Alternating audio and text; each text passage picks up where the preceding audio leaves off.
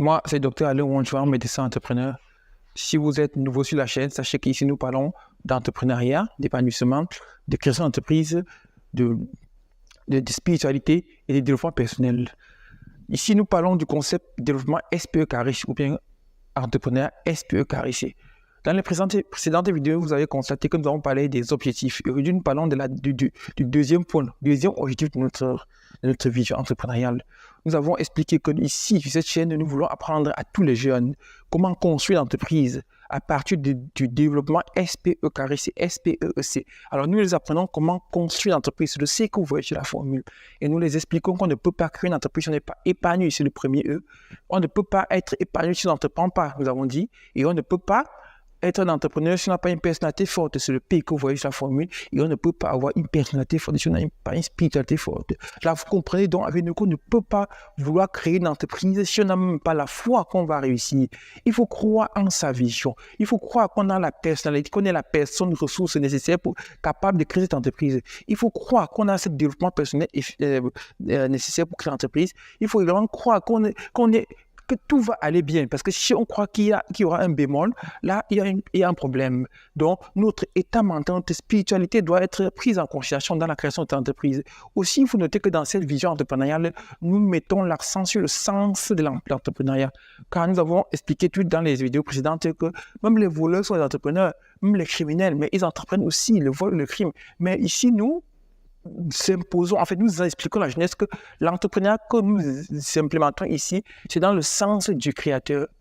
Nous voulons vivre en phase avec le créateur. Donc, nous devons devenir des co-créateurs de l'univers, c'est-à-dire faire avec ce qui veut dire qu'on ne pourra pas jamais ici fabriquer des armes de destruction massive, on ne pourra jamais fabriquer les drones tueurs, on ne pourra jamais fabriquer les couteaux pour poignarder, ça c'est comme ça. On ne pourra jamais tuer notre dignité pour avoir de l'argent. C'est ça qui se passe, il faut noter ça. Vous savez qu'aujourd'hui, c'est monnaie courante, ça se passe et tout le monde connaît ce que j'ai dit.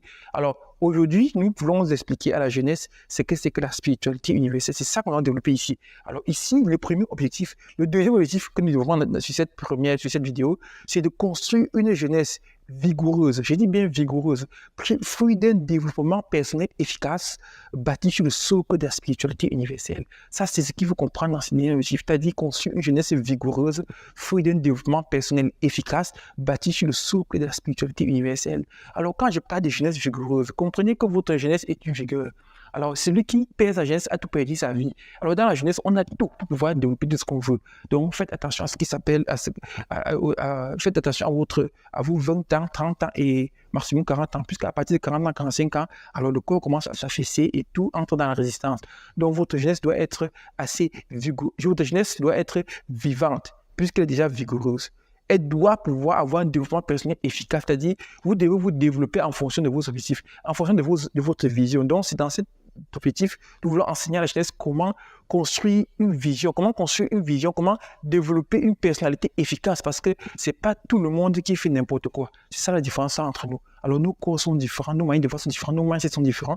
Alors ici, on va donc développer chez ces jeunes la capacité de se construire pour un objectif bien précis. Ça, c'est ce qu'il faut noter là. Alors, quand je parle du socle de la spiritualité universelle, là, il faut noter qu'ici, je ne parle pas de religion. Alors, il y a donc des lois spirituelles universelles qui régissent notre existence.